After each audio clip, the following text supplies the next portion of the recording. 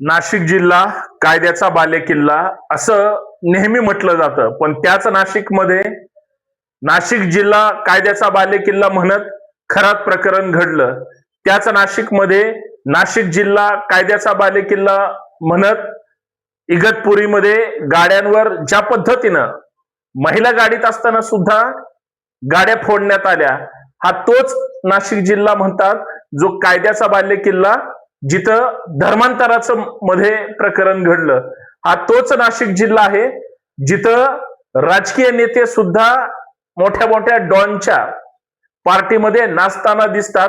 पक्षांतर झालं की लोक सगळं विसरतात.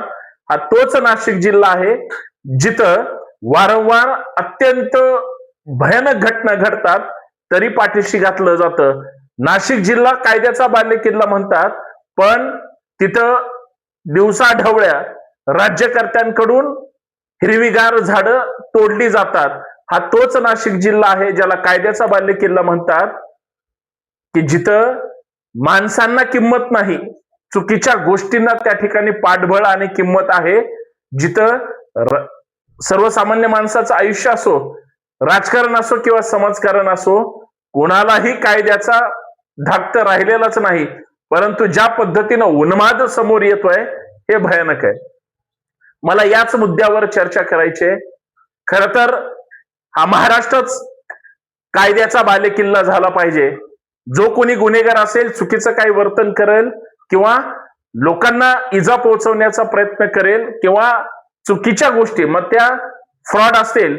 अहो, 58 व्हिडिओ ज्या नाशिकमध्ये एका खरात प्रकरणात अश्लील सापडतात, ज्या की 200-250 पर्यंत आहेत, अशी कुजबूज आहे.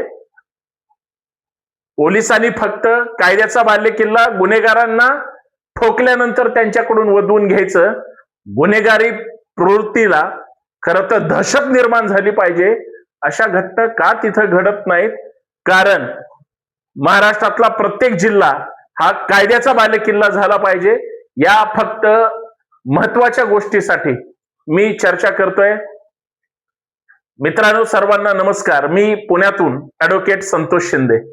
आपल्या हक्काच्या संतोष शिंदे ऑफिशियल या युट्यूब चॅनलवर आपल्या सर्वांचं मनपूर्वक हार्दिक स्वागत करतो. विनंती एवढीच आहे की हा व्हिडिओ शेवटपर्यंत पहा, जास्तीत जास्त शेअर करा आणि सगळ्यात महत्वाचं, नवीन असेल तर चॅनल सबस्क्राईब करायला विसरू नका.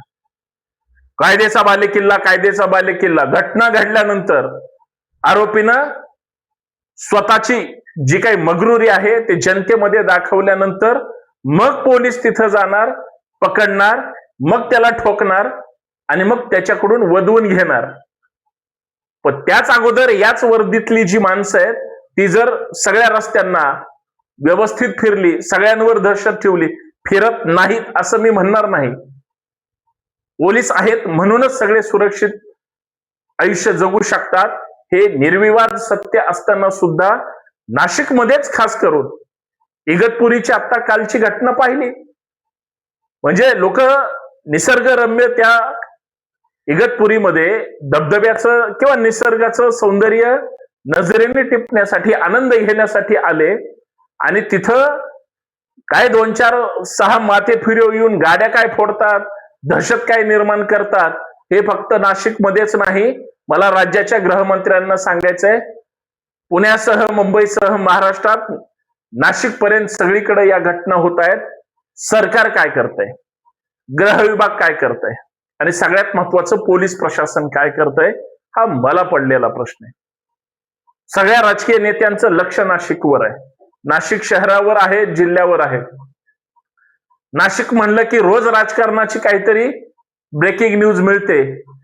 आतापर्यंत जी काही महत्वाची प्रकरण झाली, साला त्या खरातने नाशिकमध्येच याच कायद्याच्या बालेकिल्ल्यात अधिकाऱ्यांना, पोलीस प्रशासनातल्या बड्या अधिकाऱ्यांना सोबत घेऊन आर्थिक जी काही उलाढाल केली, लैंगिक जे काही शोषण केलं आणि मग इतर सगळ्या गोष्टी ज्या पद्धतीनं म्हणजे दहशत निर्माण करण्याचा प्रयत्न केला. अर्थात काय घटना घडली तुम्हाला माहितीये, दहशतीपेक्षा भयानक आहे आज त्या महिलांच्या आयुष्याचं काय, म्हणजे सगळ्या गोष्टीचा विचार केला तर भयानक आहे. नोकरीच्या निमित्तानं त्या IT कंपनीमध्ये काय घटना घडली, उघड्या डोळ्यांनी सगळ्या उभ्या महाराष्ट्राने पाहिलं. कशा पद्धतीनं प्रेमाच्या जाळ्यात अडकून काय काय कांड केले, असे असंख्य प्रकार आहेत.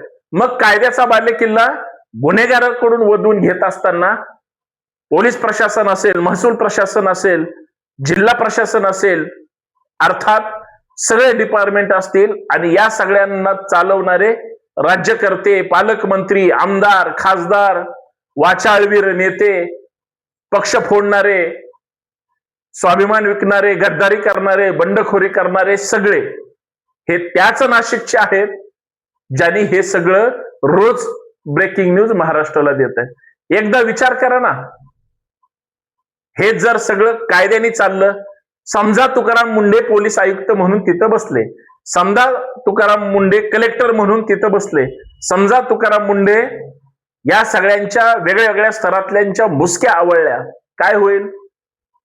स्वतःसारखे एफडीएने सरळ केले ना तुकाराम मुंडेने.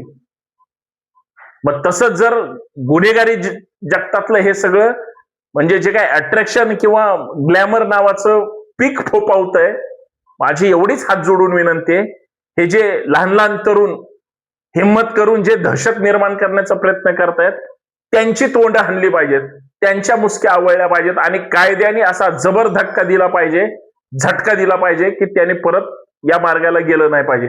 सगळ्यात महत्वाचं, सर्वसामान्य माणसाला टार्गेट करून त्यांना या सगळ्या गोष्टीत अडकवून त्यांचं मात्र विनाकारण गुन्हेगार सापडत नाही म्हणून कुणाला तरी बळ द्यायचं, हे सुद्धा धंदे झाले नाही पाहिजे. म्हणून मला खरं तर बोलावं लागतंय.